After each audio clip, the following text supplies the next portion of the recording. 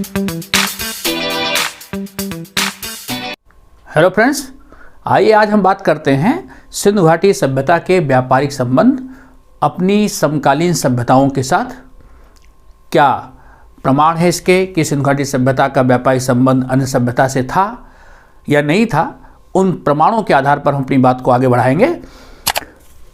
आइए देखते हैं। सिंधु घाटी सभ्यता तो भारत में विकसित होने वाली सभ्यता थी। इसकी समकालीन सभ्यता जो भारत के पास थी वो थी मेसोपोटामिया की सभ्यता।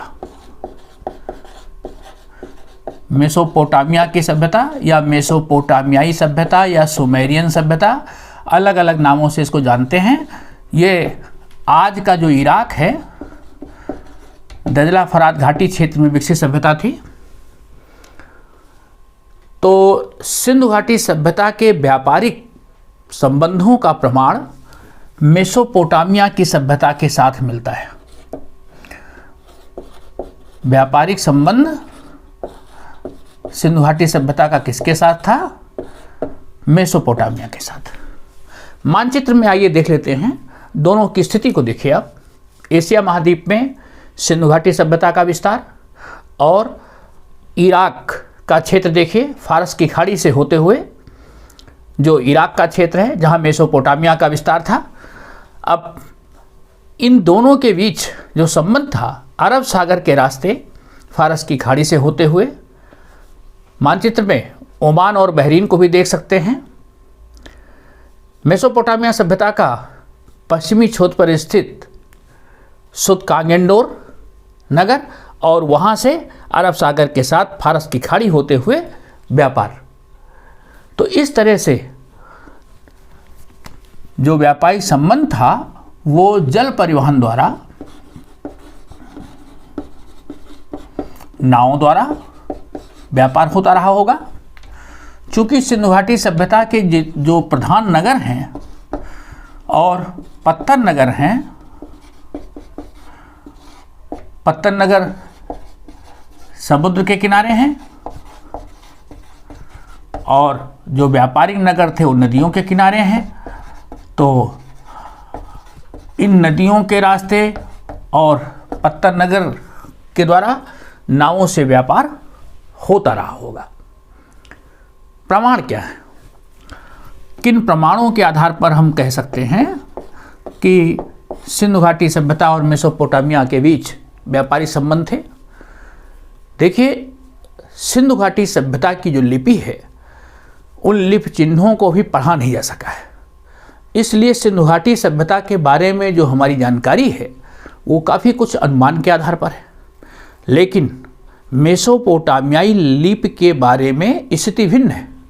मेसोपोटामियाई लिपि को पढ़ा जा चुका है। तो इसलिए जो मेसोपोटामियाई अभिलेख हैं, उन अभिलेखों से स्पष्ट है, उन अभिलेखों को पढ़ करके सारी बातें जानकारी में हैं। तो मेसोपोटामियाई अभिलेख जो हैं, जो मेसोपोटामिया के अभिलेख हैं,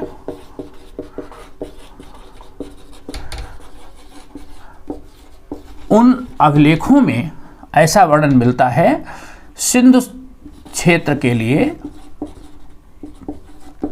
जो हड़प्पा और मोहनजोदड़ो का क्षेत्र है, इसके लिए मेलुहा शब्द का उपयोग है। मेसोपोटामियाई अभिलेख में हड़प्पाई क्षेत्र के लिए तो मेलुहा, इसी तरह मगान, ये शब्द ओमान के लिए प्रयोग किया गया है। दिलमुन, ये बहरीन के लिए प्रयोग किया गया है। ओमान, बहरीन, इनके लिए दिलमुन और मगान शब्द है। तो मेसोपोटामियाई अभिलेख से इन देशों ओमान और बहरीन के भारतीय क्षेत्र के लिए मेलुहा, ये स्पष्ट हो जाता है। साथ साथ इस अभिलेख में ये भी है कि मेलुहा के लोग कुशल नाविक हैं। अभिलेख में ये भी वर्णित है कि मेलुहा के लोग अच्छे नाविक हैं और वो नावों द्वारा व्यापार करते हैं। वहाँ की जो मेसोपोटामियाई मोहर है, उस मेसोपोटामियाई मोहर पर नाव का चित्र भी प्राप्त होता है। तो इस सबसे स्पष्ट होता है कि यहाँ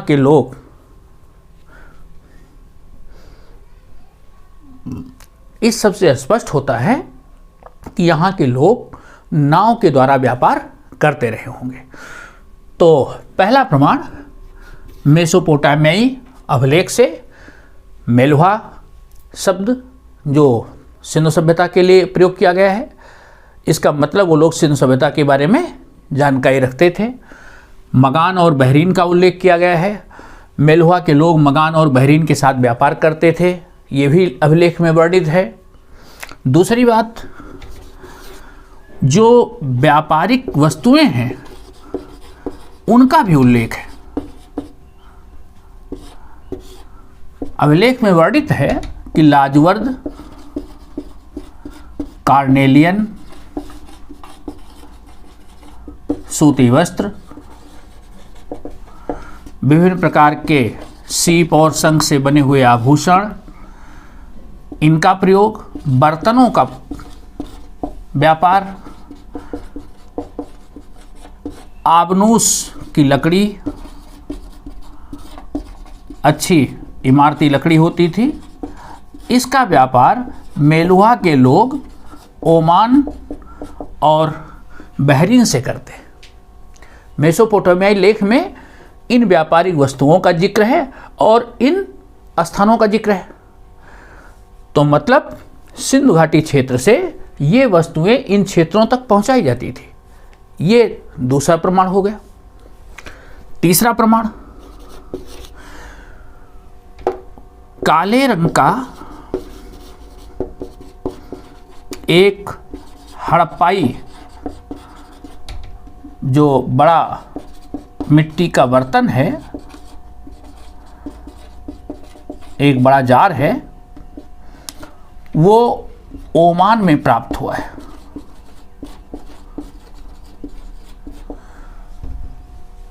और इस बर्तन पर काले रंग की मिट्टी की लेप लगाई गई है, एक परत चढ़ाई गई है, जिससे कि मिट्टी के बर्तन में अगर द्रव रखा जाए तो वो रिसाव ना हो। ऐसे बर्तन जिनमें द्रव रखा जाता था, उस पर काली चिकनी मिट्टी की लेप की एक परत लगाई जाती थी, जिससे कि रिसाव ना हो सके। तो ऐसा बर्तन जो कि हड़प्पाई बर्तन है और वो ओमान से प्राप्त होता है, तो सारी चीज़ें स्पष्ट हो जाती हैं कि निश्चित ही सिंधु क्षेत्र के लोग ओमान तक व्यापार करते रहे होंगे। तो हड़प्पाई बर्तमान का ओमान में मिलना इस बात का प्रमाण है। नंबर 4, लोथल में एक मेसोपोटामियाई मोहर मिली है। मेसोपोटामिया की जो मोहर है वो लोथल में प्राप्त हुई है। तो मेसोपोटामिया की मोहर अगर लोथल में प्राप्त होती है, इसका मतलब मेसोपोटामिया के लोग लोथल गए होंगे या इनके बीच व्यापारिक संबंध होगा, तभी तो ऐसी मोहर, मेसोपोटामियाई मोहर लोथल में प्राप्त होती है। इस बात का प्रमाण एक और पुख्ता सबूत है। नेक्स्ट, जो मेसोपोटामिया की मोहर है, मेसोपोटामियाई मोहरें हैं, इन मोहरों के ऊपर भी कोबरदार वृषभ के चित्र हैं, जो हड़प्पाई मोहरों पर भी हैं। हड़प्पाई मोहर पर कोबरदार वृषभ का चित्र है, तो मेसोपोटामिया की मोहर पर भी चित्र है उसे वैसा ही। तो एक जैसी मोहर दोनों देशों का होना, दोनों देशों की जो मोहरें हैं लगभग एक जैसी हैं। एक समान नापतोल के बांट, जो बांटों का आकार है, मैंने आपको बताया था कि हड़प्पा सभ्यता में बांट चट पत्थर के बनते थे, 16 के गुणज के थे, छोटे बांट दशमलव मानक के थे। तो बांटों का आकार एक जैसा होना, दोनों सभ्यता में बांटों का आकार, माप का जो नमूना था, नाप और तौल के बांटों का एक जैसा होना, इस बात का प्रमाण है कि दोनों देशों के बीच संबंध रहा होगा। नेक्स्ट, दोनों सभ्यताएं कांस्य युगीन सभ्यताएं हैं। तांबे का प्रयोग इन सभ्यता में हुआ है। कांसा बनाया जाता था तांबे और टिन को मिला करके। तो दोनों देशों के बीच जो तांबे के प्रमाण मिलते हैं, तांबे को उत्खनन करके जो निकाला गया, उन तांबे की जब मेटलर्जी स्टडी की गई, जो उनका केमिकल एनालिसिस किया गया, तो तांबे में जो निकिल की मात्रा है, हड़प्पा और मोहनजोदड़ो दोनों में जो तांबा पाया गया, उस तांबे में निकिल की मात्रा समान है। निकिल की मात्रा समान होना, निकिल की मात्रा समान है, तो इसका मतलब वो तांबा एक ऐसी खान से निकाला गया है जहाँ से हड़प्पा को भी जाता था और मेसोपोटामिया को भी जाता था।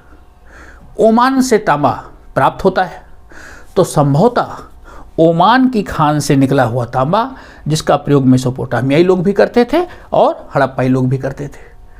तो तांबे में निकिल की मात्रा का समान होना दोनों देशों के बीच संबंध को स्पष्ट करता है। नेक्स्ट, ओमान और बहरीन में विभिन्न प्रकार के जो आभूषण प्राप्त हुए हैं। कार्नेलियन के मनके प्राप्त हुए हैं।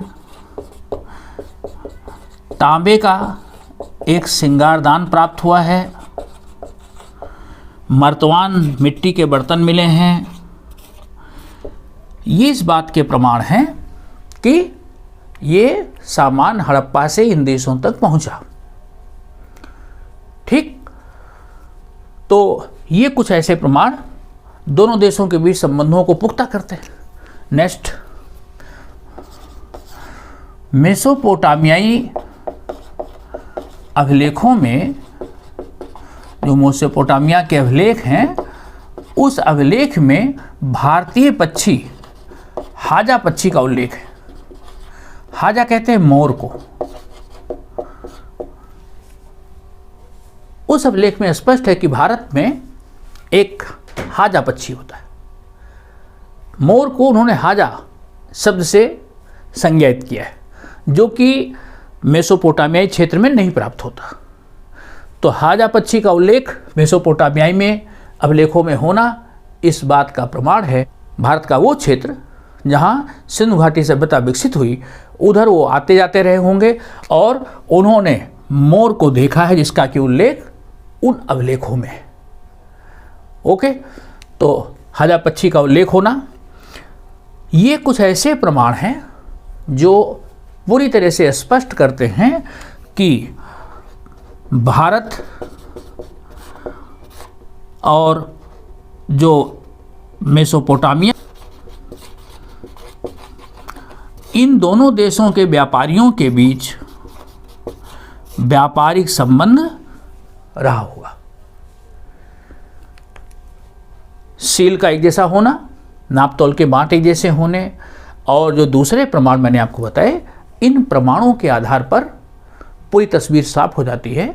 और इन प्रमाणों के आधार पर हम कह सकते हैं कि दोनों समकालीन सभ्यताओं के बीच इस प्रकार का व्यापार होता रहा होगा। आपको बताएं, जो ये नगर हैं नदियों के किनारे, चाहे वो हड़प्पा हो, चाहे मोहनजोदड़ो हो, इन दोनों नगरों के जब उत्खनन का कार्य किया गया, तो नदियों के किनारे ऐसे बड़े मिट्टी की ऊंचाई पर पक्की ईंट से बने हुए चबूतरे हैं, जो संभवतः अनाज के निस्तारण या अनाज की बोरियों को रखने के काम आते रहे होंगे, ऐसे प्लेटफॉर्म जैसे नदियों के किनारे पर। इसके अतिरिक्त अन्नागार प्राप्त हुए हैं।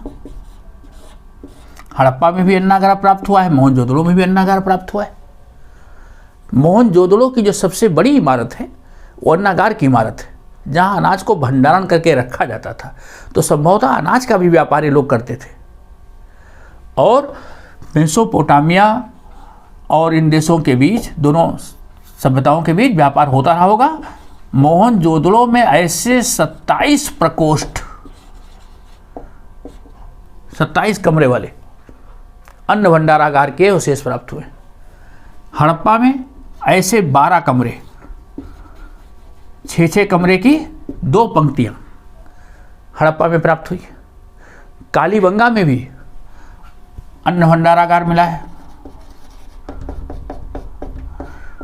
तो ऐसे अन्न भंडारागार संभवतः अनाज को सुरक्षित रखने और व्यापार करने के काम में इनका उपयोग होता रहा होगा।